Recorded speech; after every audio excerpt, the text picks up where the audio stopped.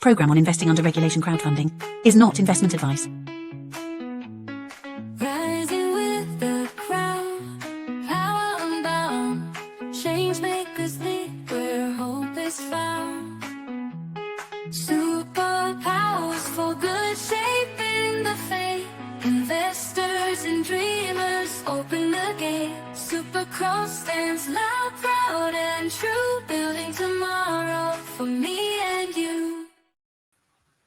Welcome to the Superpowers for Good show from the Super Crowd. I'm your host, Devin Thorpe, and I have such a wonderful guest today. I just love this guest. I'm so excited to introduce you to Phometsi. She is just absolutely a fantastic human being. She's got a crowdfunding campaign she's doing right now on Small Change for a project she's developing in Atlanta. You're going to want to learn more about this. This is exciting stuff. Muna, welcome to the show. Thank you so much, Devin. Thank you for having me on the show. We're really thrilled. You were recently on the Superpowers for Good live pitch. And so Yes. I'm excited to have you back and introduce you to even more people here today, that those who may have missed the live pitch. But, your project is really an impressive project. And I'm excited to continue learning about it and to introduce it to more people. Tell us about the Swank Atlanta. Thank you so much. The Swank Atlanta is our baby. It is a project that we're so passionate about, from the design, from just the revitalization of that area in the community. If you look on Small Change, you will see the location. It's an area that was abandoned, so to say, but the location is perfect. It's part of Atlanta citywide revitalization program, which connects 45 neighborhoods to restaurants and parks and running trails and biking trails.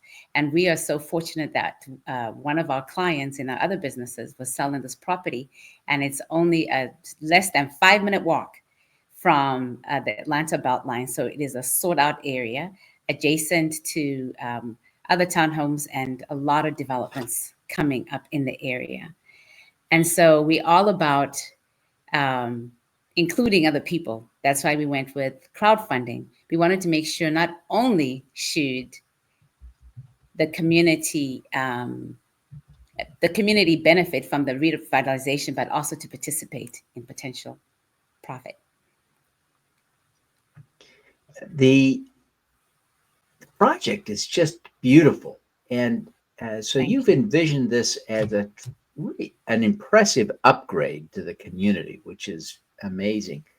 And I mean, looking at some of the footage here, it's just really impressive.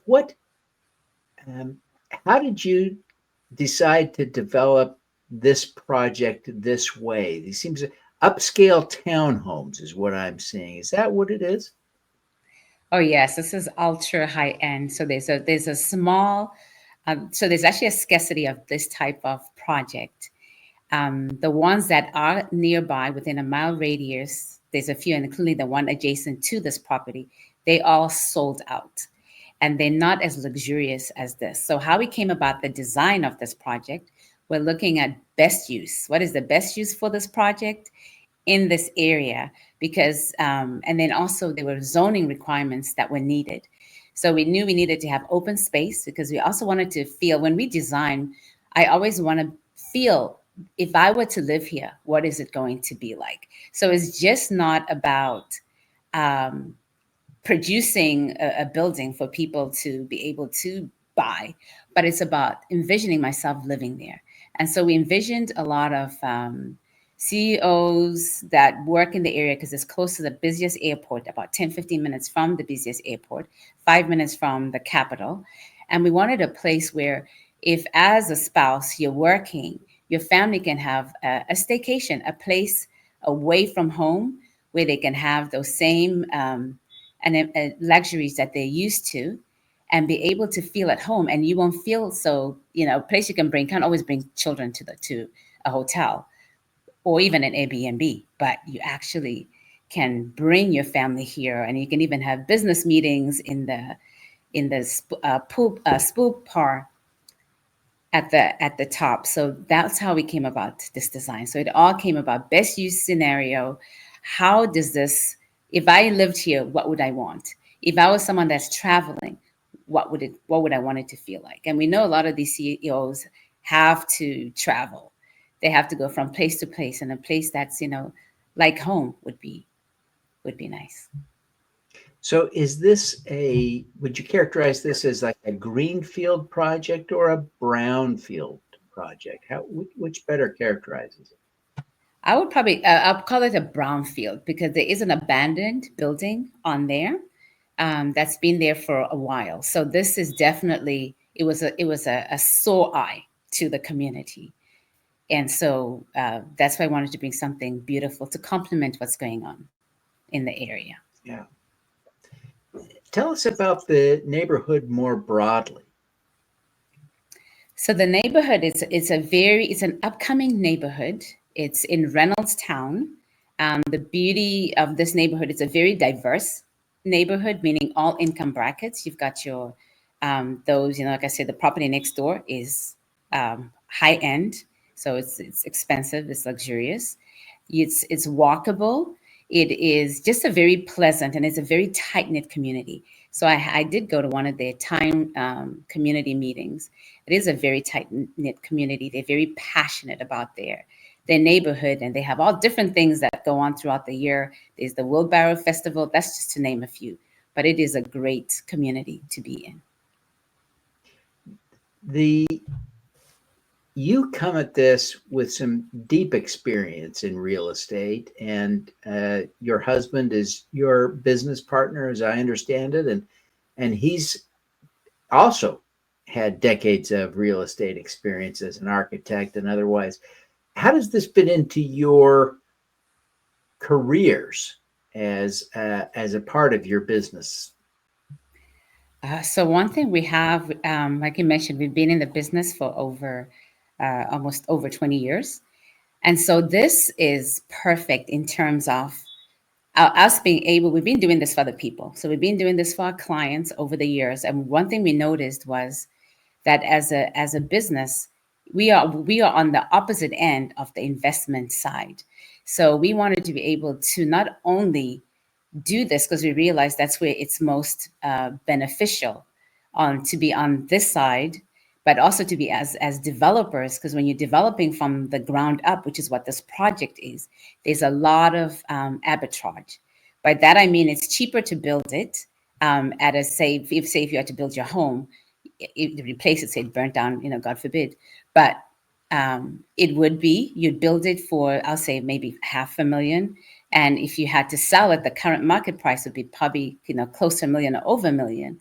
So this was part of our business strategy, and us involving the community was something that we thought the community, for the most part, is able to, they just see things happening, and they enjoy the revitalization, but they actually do not have an opportunity to participate. So this was part of our vision.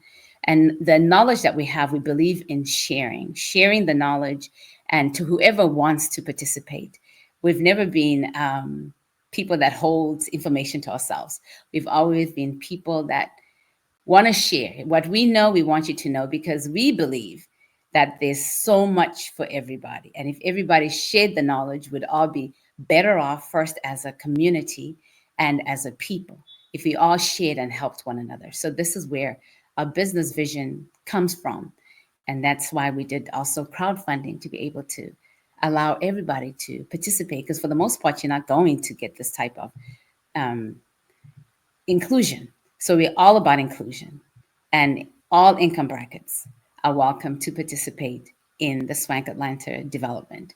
And this is just not one of the projects. This is a rollout that we plan to do in different cities, Florida, up and down the East Coast, and Arizona. We've had interest there too, people that have seen the project and are excited about buying it. Like, well, we just need to get to that point where we can start building it, and we are good to go. Yeah.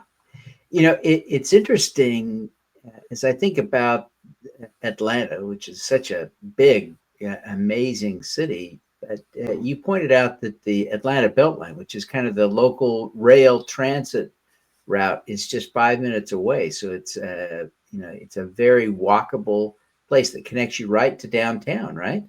That is correct. So we're about 5-minute drive actually from downtown if you were driving. And we are 10 to 15 minutes from the busiest airport. And the trail itself is a 3-minute walk from this property.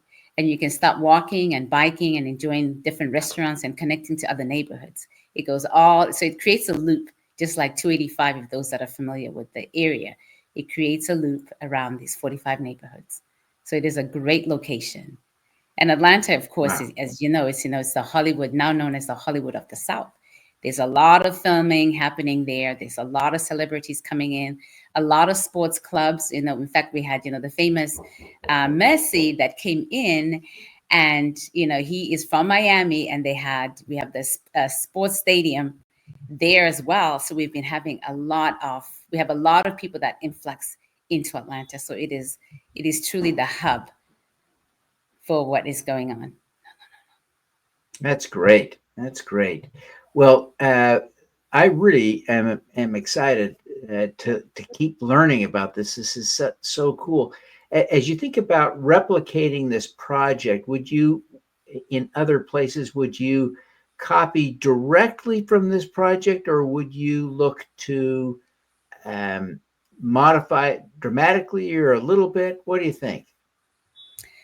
So part of the protocol to be able for us to give our investors the most is to be able to replicate. So this is a prototype. So we may tweak it depending on the site that we find, and for us to be able to roll it out faster, because everything, the design has been built, it works, and it's actually not as complicated as it looks. For the people that are not in this industry, it looks like a complicated project, but to us, it's just one. We've done more complex projects than this. We've done industrial projects. We have done, right now we're working on apartment buildings. So yes, this we plan to we'll tweak it if the site needs it, maybe just where it faces, but we think it's a great product, and excited to bring it to the communities, starting with Atlanta. That's terrific. That's terrific. Well, listen, Muna, we need to take a quick break, and I appreciate your being here. Everyone, I'm here with Muna Phometsi. She is the president of the Swank Atlanta, and they're building this amazing, beautiful project, kind of a local redevelopment effort in Atlanta, in an Atlanta suburb called Reynoldstown. Great project. But listen, we're going to take a quick break, and when we come back, we're going to talk to Muna about her superpower. So stick around. You don't want to miss this. Download a free copy of How to Make Money with Impact Crowdfunding, the book Sarah Hanks describes as a fantastic overview, not just of crowdfunding investing, but of investing in general. Andrew Savickas raved, "This book offers unparalleled insights for anyone looking to make a difference." Scan the QR code to get your copy. Ready to take your small business to the next level? Honeycomb Credit empowers diverse entrepreneurs by connecting you with community-driven funding. Build customer relationships, amplify your brand, and grow with those who believe in you. Honeycomb Credit, where your community invests in you. Scan the QR code to start today. Join the Impact Crowdfunding movement. Get Superpowers for Good, your free daily newsletter with exclusive video replays, a podcast, and the latest investment opportunities open to everyone. Join the super crowd. Scan now so you can learn to make money while you make a difference. Phometsi, who is the president of the Swank Atlanta, a real estate developer. And we've been talking to her about the project, and they're crowdfunding on small change for that. But we're going to shift gears now and talk to her about her superpower. So stick around. Muna, you really are a remarkable human being. And this project is just beautiful. But this is, not your first rodeo. You've been doing amazing things in and around real estate for a long time. What is your superpower? My superpower, I believe my superpower is just empowering and sharing. I believe that there's plenty for everybody. So one of the things we could have done this project,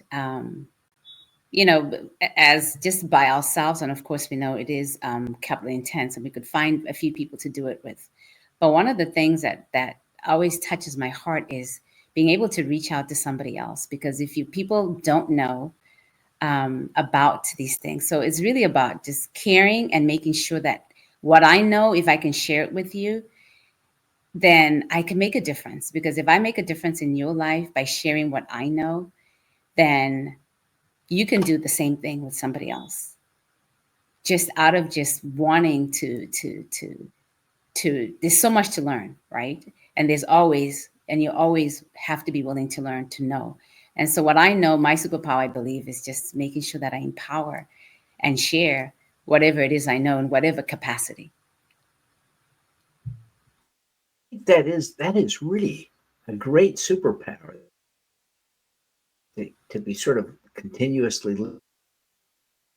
It is powerful. It's something I try to do, but it is difficult.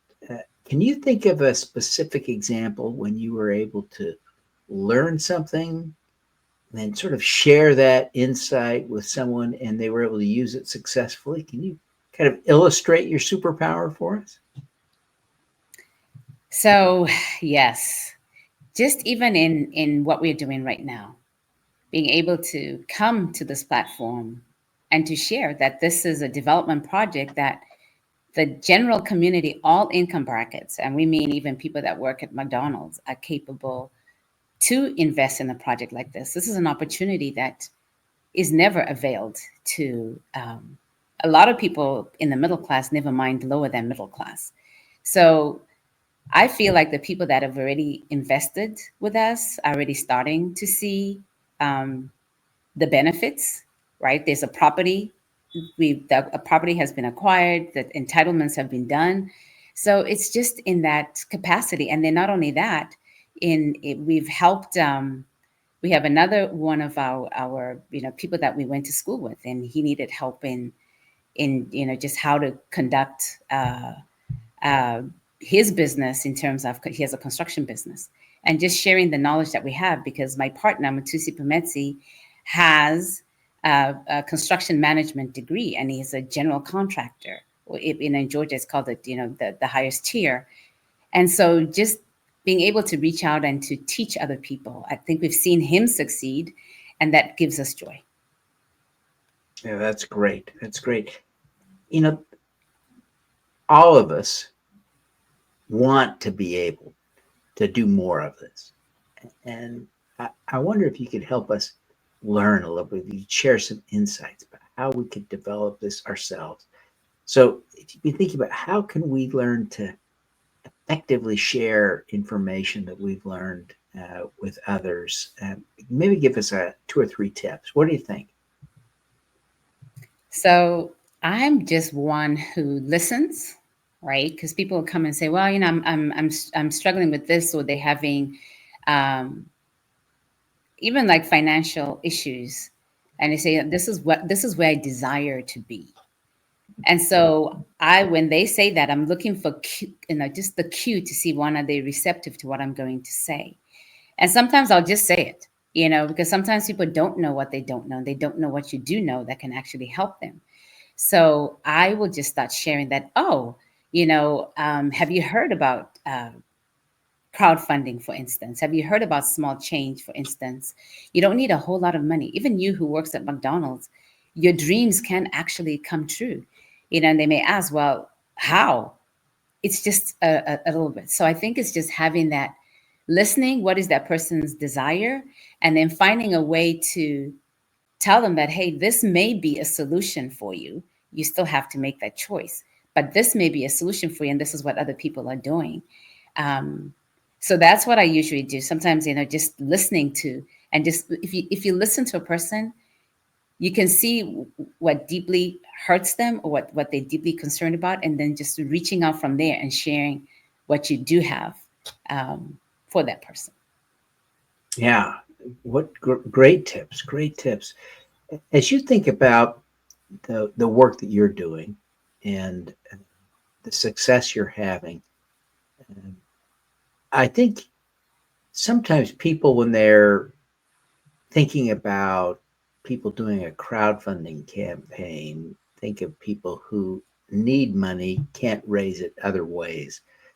And I think there's all the evidence I see from my interactions with you that you and your husband could finance this project any number of ways, and that you have a genuine desire to finance it this way for the benefit of those who would participate, who might be sort of non-traditional real estate investors. Am I thinking about this right? You definitely are. Because when you think about it, we've all, especially for the middle class and lower, you're being told, go buy 1 or 2, 3 houses. But we realize, having worked in this industry, especially with clients, you realize the money is in a few companies. And how do you get a chance to be able to participate in that? Because right now there are 3 major companies that are playing in this industry. And yes, we could have just gone to, we have friends, we could just partner with everybody. But this project in particular is very dear to me because Reynoldstown was actually started by free slaves, Mr. and Mrs. Sarah Reynolds. And they're the ones that settled in that area, working off the railroad, and other people of color settled in that town. So one of the things that was deep to us is we just wanted to make sure that at least for this one project, and if people can understand, and even the town itself, that they can participate and also be able to monetize, not just from the revitalization, but yes, there are different ways we could have done this.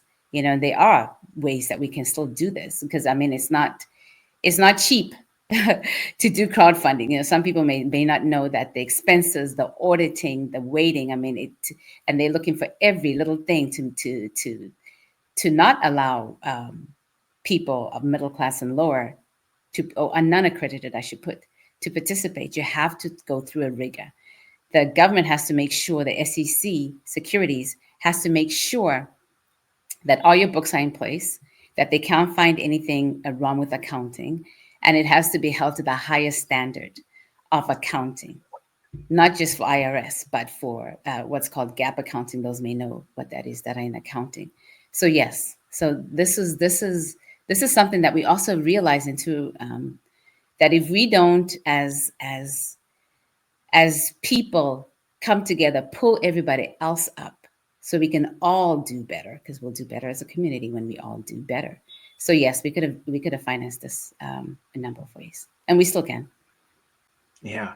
Well, as we wrap up now, Moon, I wonder if you'd take a minute and talk about how people can find the offering, how they can learn more about you and the business. And I know people will sort of be drawn to you personally. And if there's a way that's appropriate for people to reach out and connect, whether it's on LinkedIn or otherwise, let us know what that is, and so people can connect with you and work with you going forward. So take a minute. All right. So one thing that I did forget to mention is that we also have a book on our website. You go to the Swank. We have a book that tells you about tech strategies. That's one of the things that I didn't share earlier. But we have that book, and you can reach me on the swankatlanta.com website. This offering, there's 2 offerings. It's on smallchange.com or .co, smallchange.co. And you can go on there, and there's 2 offerings, one for accredited investors and the other for non-accredited investors. And you can, on there, if you have any more questions regarding this offering or what it is that we're doing, you can go on there and you can either invest or you can reach out and ask questions. And if you want to reach out to me directly, you can also leave a question there, and I will be happy to reach out to you. We also have webinars that we are doing We did one last night on Wednesday. We may move that date, but just go on the website on the swankatlanta.com, and you'll be able to see when we have those. It's all about, again, teaching people. Yeah, fantastic. I would note that there's a QR code on the screen. If you want to scan that, you certainly can, and that'll take you right to the small change offering. It's also at the short link s4g.biz/swank. So, Muna, thank you so much for being with us. We wish you every success going forward. And thank you so much for having me. Thank you so much. And thank you for sharing your platform. You betcha. All righty, let's do some good.